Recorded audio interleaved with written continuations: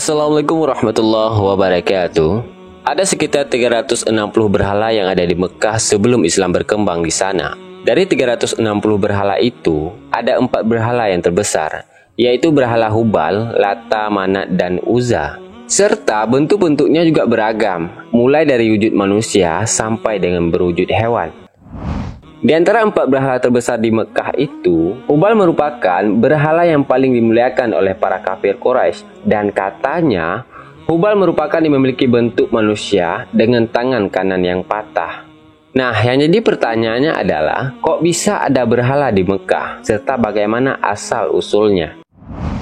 Jadi, sebelum adanya penyembahan berhala di Mekah, masyarakat kota itu sebenarnya merupakan golongan yang beriman, yang menyembah Allah Subhanahu wa Ta'ala, sebagaimana yang diajarkan oleh Nabi Ibrahim alaihissalam, yang kemudian dilanjutkan oleh Nabi Ismail alaihissalam. Setelah Nabi Ismail alaihissalam wafat, pada saat itulah masyarakat Mekah mulai menjauh dari iman mereka, serta mulai menyembah selain Allah Subhanahu wa Ta'ala.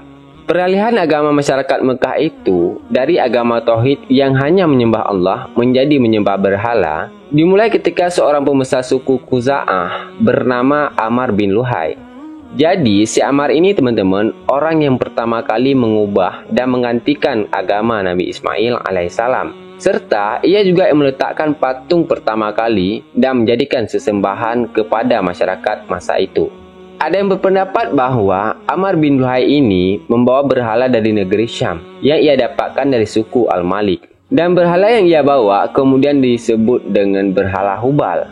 Menurut keyakinan suku Al-Malik bahwa berhala-berhala yang berada di Syam tersebut dapat memberikan makan, menurunkan hujan, serta mendatangkan kebaikan lainnya. Namun, ada juga yang berpendapat bahwa suatu ketika si Amr bin Luhai ini sakit parah. Kemudian ada yang memberikan petunjuk jika penyakitnya ingin hilang, hendaknya ia harus pergi ke suatu kolam yang berada di negeri Syam. Kemudian Amr bin Luhai pun pergi ke tempat pemandian tersebut, dan penyakitnya benar-benar hilang. Pada waktu itu, yang kebetulan penduduk tempat tersebut menyembah berhala. Karena merasa penasaran, si Amr pun bertanya kepada penduduk tempat itu, "Benda apakah ini?" katanya. Dan masyarakat di sana menjawab, "Inilah yang memberi kita minum, dan ini juga yang dapat menolong kita dari gangguan musuh," kata mereka. Kemudian si Amr ini meminta benda-benda tersebut untuk dibawanya ke Mekah. Dan berhala Hubal itu kemudian diletakkan di Ka'bah dan disembah. Sesampainya di Mekah, ia pun mengajarkan praktek penyembahan berhala kepada masyarakat Mekah secara umumnya. Hingga pada akhirnya teman-teman, masyarakat Mekah pun pada saat itu meyakini bahwa dengan menyembah berhala akan membuat mereka terhubung kepada Tuhannya. Maka mulai dari situlah berhala ada di Mekah. Tidak hanya berhala Hubal saja yang ada di sana, namun ada juga berhala yang lain diletakkan di Ka'bah, seperti Lata, Uzza, dan Mana. Hingga pada akhirnya jumlah berhala yang ada di Mekah mencapai 360 berhala, seperti yang saya katakan di awal video tadi. Memang semakin kesini semakin kesana. Penyembah berhala semakin luas ketika bangsa Arab di luar Mekah berhaji. Pada saat mereka berhaji, mereka melihat ada banyak berhala di sekitar Ka'bah.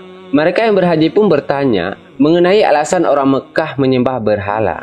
Nah, pembesar kaum Quraisy pun menjawab bahwa berhala-berhala yang ada di sekitar Ka'bah itu merupakan perantara untuk mendekatkan diri kepada Tuhan. Setelah mendengarkan jawaban dari mereka, orang yang berhaji tadi pun kembali ke daerahnya dan meniru cara ibadah masyarakat Mekah. Dan mulailah kepercayaan baru menyebar di seluruh jazirah Arab.